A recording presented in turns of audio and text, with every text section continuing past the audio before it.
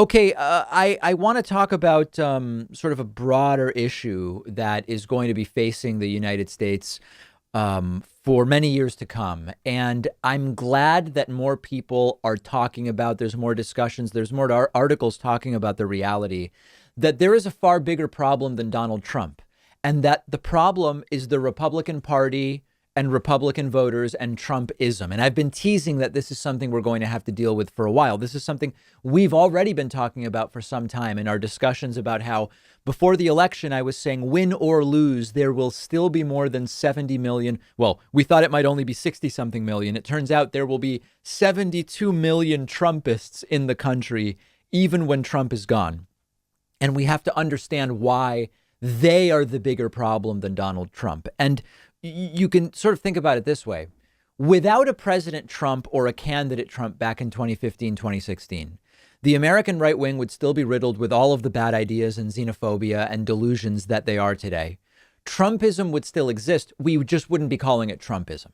Without Republican voters willing to elect Trump, a candidate like Donald Trump would never have gotten anywhere. And case in point, if Donald Trump had run in the Democratic primary, he would have had no shot of winning that primary because Democratic voters would never fall for something like Donald Trump.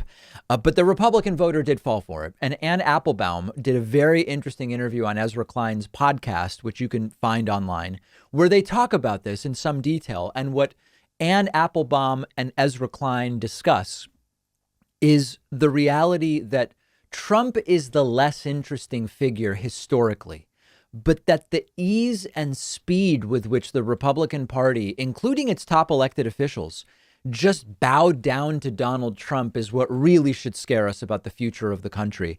We talked about the rare exceptions, Mitt Romney, the late John McCain, some others who are and were Republicans, but they didn't approve of Donald Trump's brand of politics. But these people were few and far between. And a number of different things came together at the exact right time to sort of propel Trump to power and ultimately have the entire party wrapped around his finger. Trump is someone who at many other times in American history would not have been able to win a Republican primary. But you had a sort of perfect storm. You had a Republican Party that essentially stopped having a platform in the sense that, okay, they claimed to be about small government, but their platform on many issues is just do nothing, just oppose what Democrats want to do. Democrats, the party of doing stuff, Republicans increasingly the party of not doing stuff as a platform. You then combine that with this reflexive rejection of Barack Obama, partially motivated by racism, part of it motivated by the fact that he was a half black president, and then part of it motivated by irrational smears of so-called socialism and communism.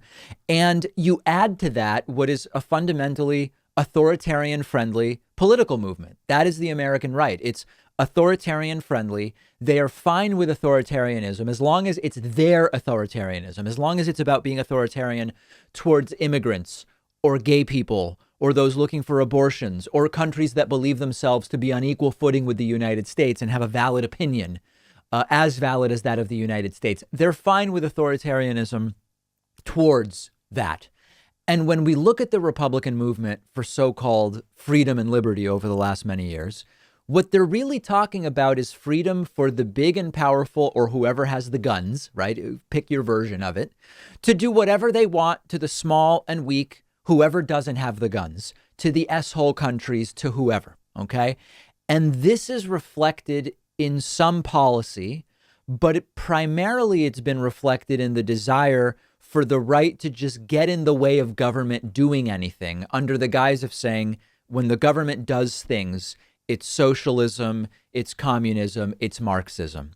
And you had a two-step radicalization that Donald Trump created and benefited from. And this is an important point to understand. Trump was both the cause of and the beneficiary of the radicalization of the Republican Party. Step one was Trump correctly identified, or his advisors did, or Stephen Miller, right? It was identified by the Trump campaign that his completely bogus, vapid rhetoric, which wasn't even really about anything specific, would appeal to a large group of Republicans. He can say things He can say he will do things that, of course, he never did. Healthcare, the wall, fixing trade, paying off the debt. So there were some allusions to policy, but you had a group that fell for the idea of Trump as a solution to the problems they wrongly believe exist.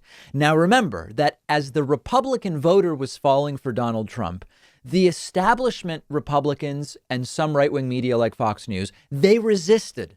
They initially resisted. And you go back and you look at the things Ted Cruz said about Donald Trump, the things Marco Rubio, Rand Paul, Lindsey Graham, the things they said about Donald Trump initially, they were resisting the notion that Trump was the solution. The Republican voter was bamboozled first. But then step two was when the Republican voter fell for Trump, the establishment Republican Party fell almost completely in line with Donald Trump. I know there are a few exceptions, but when the media fell in line and when Republican elected officials fell in line, it emboldened Trump. It legitimized Trumpism as a Republican platform, even though it is quite literally not a platform. It was about undoing what Barack Obama did. It was about angering the left, triggering the libs, as they like to say. So now we are left with this crisis beyond Donald Trump. And hopefully now it's clear why it doesn't get solved by Trump leaving, because most of it doesn't actually have to do with Donald Trump. Trump was the useful idiot at the right time to take advantage of it. Then Trump subsequently made Republican elected officials and right-wing media useful idiots for his successful bamboozling of the Republican voter. And it doesn't get solved with Trump leaving. So this is now laying out the problem. The next step is starting to think about solutions. How do you massively deprogram 72 million cultists? And we're going to continue talking about that. If you have thoughts about the solution part of it, or if you disagree with my assessment of the problem, let me know. I'm on Twitter at @Pakman. If you love feeding your intellectual curiosity, but you're always struggling to find the time, check out one of my all-time favorite apps called Blinkist. Blinkist lets you consume an entire book on your way home from work. They take thousands of popular nonfiction books, condense each one into text or audio that you can get through in just 15 minutes, and you get all of the important core ideas and information from that book. It's perfect if you don't have enough time to do all the reading you want to do, or if you just want to sample a book before you buy the entire thing. I recently read A Brief History of Time, of course, by the great Stephen Hawking. This is a book that I have been aware of for so long, and other things got in the way, and it was fantastic to check it out on Blinkist. Blinkist has books on politics, philosophy, science. They have 27 different nonfiction categories, and a subscription is only about $8 a month, and you get the entire library. But you can try it totally free and get 25% off a subscription when you go to Blinkist.com/Pakman. I've put the link right underneath this video.